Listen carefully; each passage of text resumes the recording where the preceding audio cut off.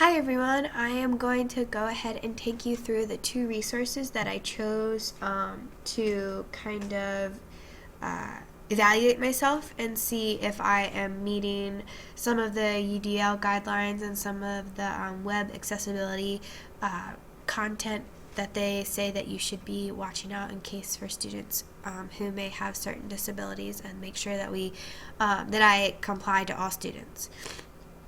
The first one that I chose is the website that a few of my other colleagues and I use to kind of represent as our newsletter. So that's what you're seeing right now. This is our website. So it's a pretty easy to access, where personally right now in face-to-face, I copy the link and I send it out to all of my parents, and so they're able to click on it. So in an online setting, I would probably do the same thing, and mostly just have it accessible so that the students and the parents are able to go on it and see what's happening in our classroom. So I evaluated the website first based off of the web accessibility guidelines. So I went through and I looked at the different components that they suggested should be on a website, like an online resource. So I'm going to go through and kind of say what we do have and what we don't have, and what we might need to be more aware of when we go forward if we choose to use this next year. So I felt like our website has some pretty easy to follow headlines. The first page that they show up is on the news, so they can see what's happening in our website. We always try to have a video of something, if there's like a certain holiday that's going on in the week, or we have, like this week is Read Across America, so sometimes we would include a video about reading, or include a video from our own classrooms of what's going on. We try to post the latest news to show that the parents can see what's happening in the week, and even in the upcoming weeks, in case if there's special things, like for example, we have a half day coming up, which is really important for parents to know. We also try to include what's happening in our different subjects. So again, these headings, I feel, kind of direct our parents to where they need to look and what they need to look for. The big thing I would probably, criticize is our fonts. I never really realized before reading through the book of how visually appealing things need to be to people, and how having crazy different fonts that maybe look great to you might not be able to be read by other people. So maybe wouldn't go too crazy with all the different fonts, but again, we're elementary school teachers, so sometimes we like to mix it up a little bit.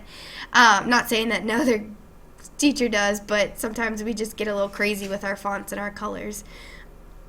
And speaking of colors, I think the colors are okay. The white probably scares me the most, because if people have the inability to see that great, our background is a lighter background, and so the white on the lighter background might be difficult for some people to be able to navigate through.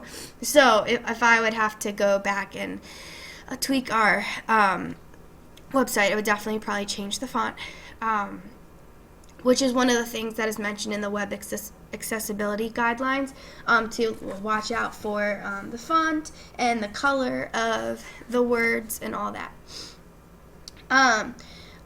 You can use the keyboard. You don't have to have a mouse to go through and be able to click on things.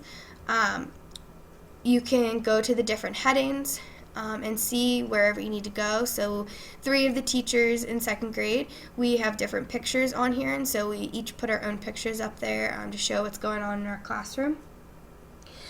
If students or parents didn't have accessibility to either like a swipe keyboard, which I'm using right now on my laptop, they could use the up and down arrows. there's not a way to use the arrows to switch between the headings that I know of right now, so that would be a downfall, because if parents or students didn't have the access to use the little mouse pad or an actual mouse to go through the different headings, then they wouldn't be able to see what's going on in the classrooms, which is really important, just because these other areas, they can learn a little bit more about us. They can know our contact information, just in case they ever need to get to hold of us, and then going into our different pictures. This website doesn't have a screen reader, which I felt like when I was reading the Rice book that she really stressed in having a tool that is that talks and tells people and students what's going on. And I guess I just wasn't aware of that before I read this chapter, of how important that is. If people, if students or parents can't see what's going on, how are they going to know the information? So to me, that's a really big thing that I would love to include.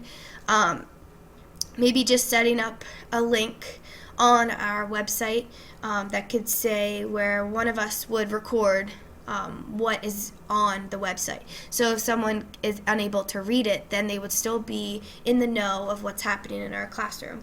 I thought that was one of the biggest things that I took away from the chapter, especially under the assistive technology section, of where she talked about the different impairments that students may have and the accommodations. And I felt like I related to this just because sometimes it's hard to hear things, and you're always like, oh, I wish I could have heard that a little better, or, I wish I could have seen something a little better. And so having different options, it would be a great way to accommodate all students and their parents as well.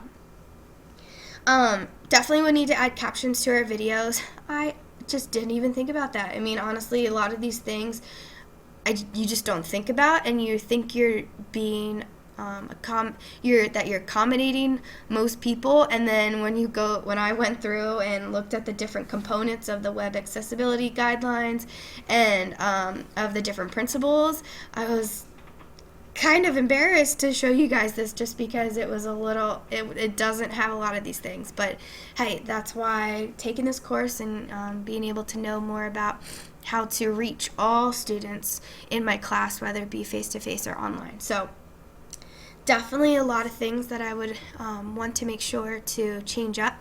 I'm going to go to my section where I've posted pictures.